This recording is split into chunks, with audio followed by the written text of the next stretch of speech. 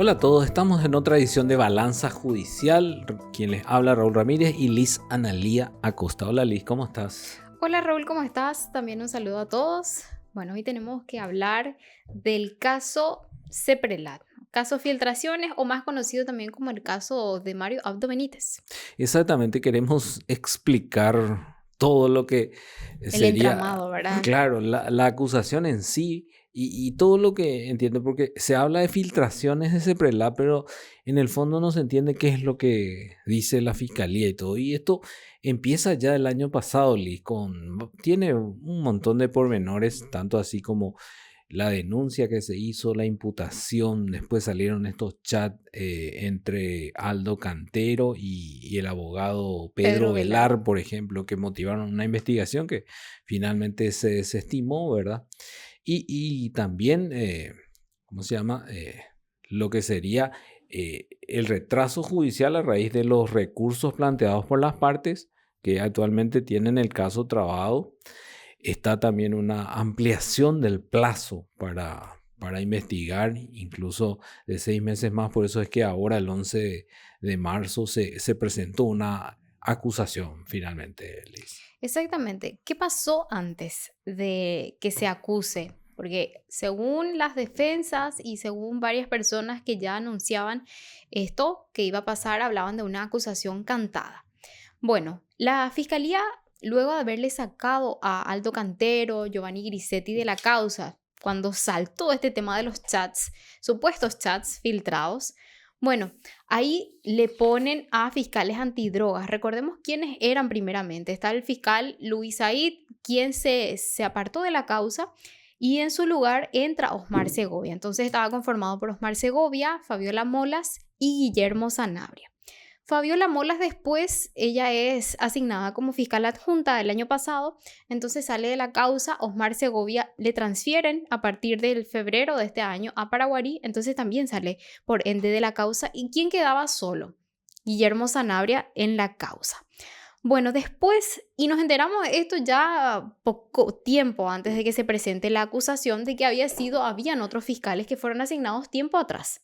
Ellos son asignados, pero recién ellos toman intervención un día antes. ¿Y por qué es particular esta fecha? Un día antes de la acusación, el 10 de marzo pasado. ¿Por qué? Porque ese día también el fiscal Guillermo Sanabria presenta su renuncia en un escenario de mucha incertidumbre, en un escenario que se hablaba de presiones inclusive para que se firme una acusación que no tenía elementos. Ese era lo que se decía desde un primer momento. ¿Quiénes suben después de que renuncia Guillermo Sanabria? Suben los fiscales Elba Cáceres y César Sosa, también fiscales antidroga, bajo la coordinación de la fiscal adjunta Matilde Moreno. Pero ¿qué pasa? Poco antes de la acusación se recusa a todos. El mismo día. El mismo día, horas antes de que se presente la acusación, se les recusa a todos. A Elba Cáceres, a César Sosa, a Osmar Segovia, a la fiscal adjunta Matilde Moreno y al fiscal general del Estado. Nada más y nada menos que al titular del Ministerio Público, Emiliano Rolón. Entonces era como, ¿qué va a pasar acá, verdad, Raúl? Exactamente, y lo que no se contaba era que él había una encargada de despacho, la fiscal Patricia Rivarola, que asignó ese mismo día también a 2 fiscales que finalmente fueron los que acusaron: Silvia Margarita González y Cristian Benítez, ¿verdad? Sí, exactamente. La fiscal Patricia Rivarola quedó ante un viaje de la que era adjunta real del caso. Bueno, ella como no estaba recusada, ella sí pudo designar 2 fiscales nuevos. Uno de ellos fue traído desde Emboscada hasta Asunción y la otra fiscala es fiscala anticorrupción. Entonces también le trajeron esta causa y a la noche se presenta esa acusación el 11 de marzo de este año. Exactamente. En el caso de Benítez, hay que decir que él fue un asistente fiscal de Aldo Cantero. Fue relator. Relator Relator fiscal. Relator fiscal que hace es el que presenta los proyectos de de imputación. imputación, de acusación o otros tipos de requerimientos. Y bueno, existen correos, Raúl, que lo vinculan a él, demuestran que él estuvo enviando las últimas modificaciones de la imputación cuando se le había imputado a Mario Abdo Benítez. Él iba enviando a los fiscales del caso las modificaciones que se hacían en esa causa. Entonces, se cree que él fue el que estuvo preparando, sino es bien el que redactó esta imputación por las supuestas filtraciones. Entonces él conocía muy bien la causa porque él fue parte, siendo relator fiscal, y en octubre del año pasado a él se le asigna como fiscal y bueno, se le envía emboscada y ahí se le, no sé si podemos decir se le estiró, pero se le designó para que finalmente firme esta acusación. Aparte de todo, Patricia Rivarola fue una de las que fue sacada en la primera parte de la causa junto con Aldo Cantero y Giovanni Grisetti, que fueron los que habían imputado en principio, pero fueron separados teniendo en cuenta justamente estos chats que salieron. El tema es, la denuncia, ¿quién la hace? Horacio Cartes a través de su abogado Pedro Velar, y lo que se dieron en esos chats es la comunicación entre Aldo Cantero y Pedro Velar. Incluso los imputados decían que fue el mismo Velar el que elaboró la imputación prácticamente. Exactamente. Bueno, ese es el panorama dentro de toda la causa, ¿verdad? Es más, judicialmente hablando, la causa está trabada. ¿En qué sentido? Fue recusada la jueza Cintia Lovera, que cuando vino la imputación ella admitió. Después se plantearon varios incidentes de nulidad de la imputación y todo eso, y después fue recusada. Tardaron 7 meses en confirmarla. Y dentro de esos 7 meses, como ya pasaron la etapa investigativa, entonces se pidió una prórroga que fue concedida por el Tribunal de Apelación. Eso se apeló a la Corte. La Corte rechazó eso, pero había 2 apelaciones que estaban pendientes y ahora recién se dio trámite, y por eso es que la causa está nuevamente en la Corte para resolver apelaciones contra la resolución del Tribunal de Apelación que amplía el plazo para la investigación, ¿verdad? O sea que todavía no está confirmado si esos 6 meses más que tuvieron estaba aprobado, digamos. Dentro de esta maraña judicial fiscal es que se presenta el 11 de marzo la acusación por parte de estos fiscales. Se acusa específicamente a los exministros Carlos Arregui, Arnaldo Yucio, René Fernández, Carmen María Pereira, abogado, ella es Ex viceministra. Los funcionarios Daniela Alberto Farías Cronaueter, Guillermo Preda Galeano y Francisco Pereira Coene, ¿verdad? De todos ellos, a Yucio es donde le acusan solamente de 2 hechos punibles: asociación criminal y revelación de servicios secretos de servicio, mientras que a los demás se le acusa por asociación criminal, usurpación de funciones públicas, denuncia falsa y revelación de secretos de servicio. Vamos a desentrañar un poquito lo que es la acusación. Se habla de 2 hechos punibles, Liz. Por un lado, o sea, 2 hechos que serían los acusados. Por un lado, la elaboración de un informe y filtración de un informe de inteligencia financiera, el número 10 del año 2022, donde supuestamente se tergiversaron los hechos para ir en contra de Horacio Cartes. O sea, en ese informe solicitado por un fiscal, ¿verdad?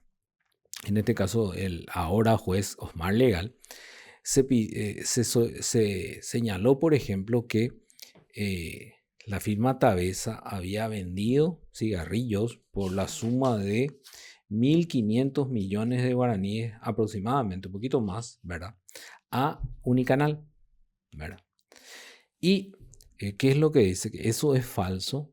¿Por qué? Porque en realidad era un préstamo que hacía en la misma compañía, porque son del mismo dueño y sus estatutos permiten que una empresa le preste a la otra. Entonces era en calidad de préstamo y no por venta de cigarrillos. Entonces dice que se tergiversó ese informe con el solo objetivo de perjudicar a Horacio Cartes.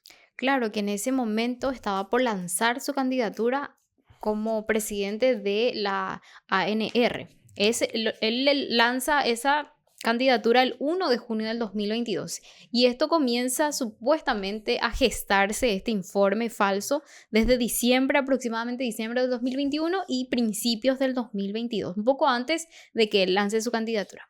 Y se habla de una asociación criminal acá porque supuestamente esto provino del mismo presidente de la República, Mario Abdo Benítez, a través de sus ministros Carlos Arregui, que era de la CEPRELAT, ¿verdad?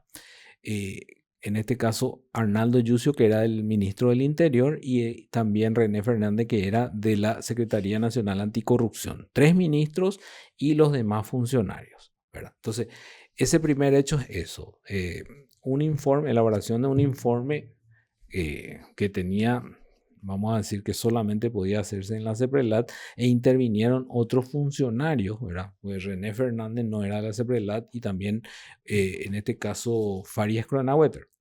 Que era funcionario del Ministerio del Interior. Sí, entonces justamente ellos también estuvieron en la elaboración del informe, según dice ese. Ese es el primer hecho.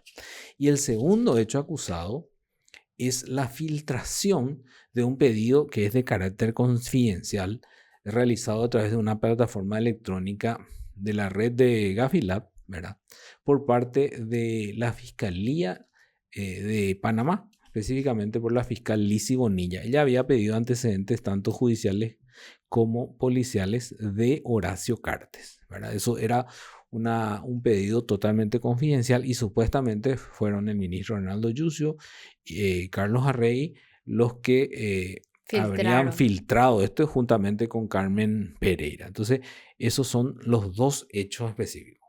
Por un lado, un informe que supuestamente fue tergiversado, y la filtración específicamente de ese pedido de informe de la Fiscalía de Panamá, Liz. También, ¿qué es lo que hablan con esta supuesta filtración que se hace a medios de comunicación? Dice que esto afectó no solamente el plano nacional, sino también internacional. ¿Por qué? Porque Gafilab en ese momento, estamos hablando del 2022, estaba evaluando a Paraguay justamente en todo lo que es la forma en que se cumplen las normas contra el lavado de activos, específicamente sobre eso. ¿Y qué pasa? Ellos hacen una advertencia, según hace constar el Ministerio Público en septiembre del 2022, diciendo que hubo una fuga de información, de que esto se tenía que subsanar, que se tenía que empezar a investigar esta situación para saber qué pasó ahí, porque mostraban una preocupación sobre qué estuvo pasando. Entonces eso también menciona el Ministerio Público, y ellos apuntan directamente a estas tres personas: Carlos Arregui, Arnaldo Yucio y la ex viceministra de CEPRELAT, que ellos fueron los que filtraron a la prensa, y no solamente a la prensa. Está también que habrían filtrado al propio expresidente Mario Abdo Benítez, porque él hace un discurso mencionando datos que solamente estaban dentro de este informe. Específicamente los datos que se dieron. Por un lado, que se le pagaba supuestamente a Voidanich, Oscar Voidanich, el ex ministro de CEPRELAT en ese tiempo, ¿verdad? Sí. Que fue investigado inclusive, supuestamente para que él mantuviera en secreto algunas cuestiones de Cartes, ¿verdad?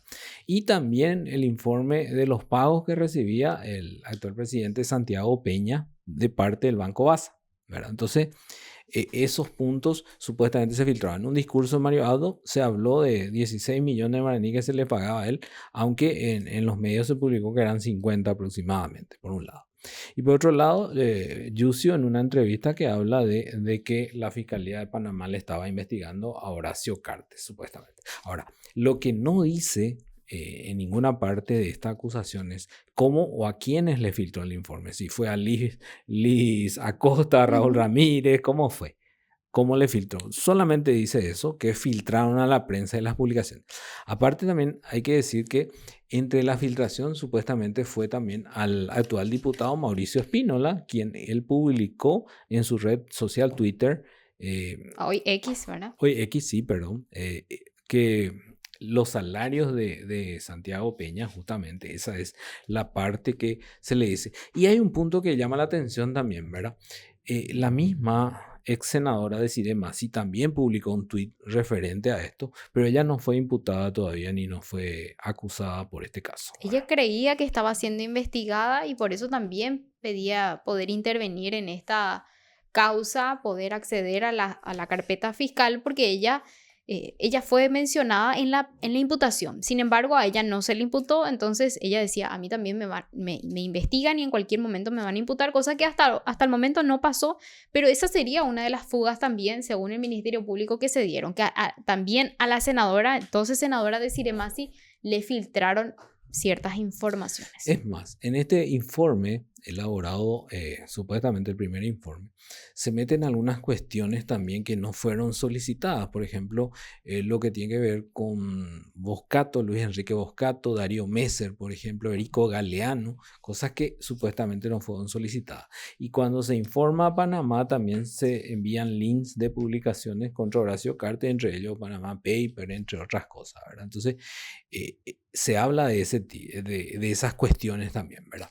Bueno, la asociación criminal, según dicen, es porque estaba conformado el grupo encabezado por el mismo presidente, los 3 ministros y los funcionarios para justamente desacreditar a, vamos a decir, la facción política que es contraria a sus intereses, en este caso supuestamente Honor Colorado, ¿verdad? Después tenemos con respecto a la usurpación de funciones públicas, en este no está Arnaldo Yucio, por ejemplo, ¿verdad? Ahí dice que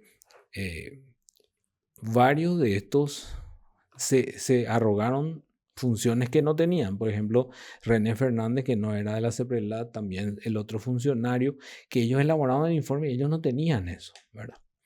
La revelación de secreto, porque estos eran informes confidenciales y fueron filtrados a la prensa. La denuncia falsa es con respecto al informe que se elaboró, el informe 10/2022 que decíamos, ¿verdad? Referenciado, ¿verdad? Vinculado a el expresidente Horacio Cartes y firma Tabesa. Ahí dice que es una denuncia falsa. ¿Por qué? Porque ahí hablan de que se le vendió cigarrillos y no eran cigarrillos, sino que en realidad fue un préstamo, entonces se tergiversó y se denunció falsamente a Horacio Cartes, ¿verdad? Lo nuevo también está en que el expresidente Mario Abdo Benítez ahora pidió también su desafuero, ¿verdad? Al igual que Mauricio Espínola también. El diputado. Ya anunció. Y bueno, pero ahí entra otra cuestión que surgió también en esos días, que supuestamente el cartismo no iba a hacer lugar a este pedido de desafuero. No sabemos por qué, no sabemos si es una parte de una estrategia, pero es lo que se decía y veremos qué pasa en los próximos días, Raúl. Exactamente, exactamente. Y hay algunas preguntas, por ejemplo, que quedan en la nebulosa, no sé si corresponde, pero yo quiero saber nomás qué pasó con esa investigación que se estaba llevando a cabo en Panamá, por ejemplo, algo que queda así. Y al final también todos los datos que se remitieron, porque si bien es cierto, pudo haber sido un error lo de los cigarrillos, como dicen ellos, ¿verdad? Pero hay una denuncia de lavado de dinero, o sea, el delito en sí lo que hay que investigar también, eso hasta ahora por lo menos no tenemos un avance de las denuncias que ingresaron en contra de Horacio Cartes. Por un lado, la denuncia que él presentó sí avanzó rápidamente, pero las denuncias en contra de él nunca se cerraron, ya pasaron mucho tiempo, Raúl, y eso queda también como un desafío que desde las propias defensas de los imputados exigen avanzar también con relación a eso, le exigen al Ministerio Público. Bueno, vamos a ponerles seguramente en contexto todo lo que vaya surgiendo en esta causa. Nosotros nos vamos, Raúl. Nos vamos y esperemos que haya servido para entender un poquito toda esta causa tan entramada. Nos encontramos la próxima edición de Balanza Judicial. Chau, chau.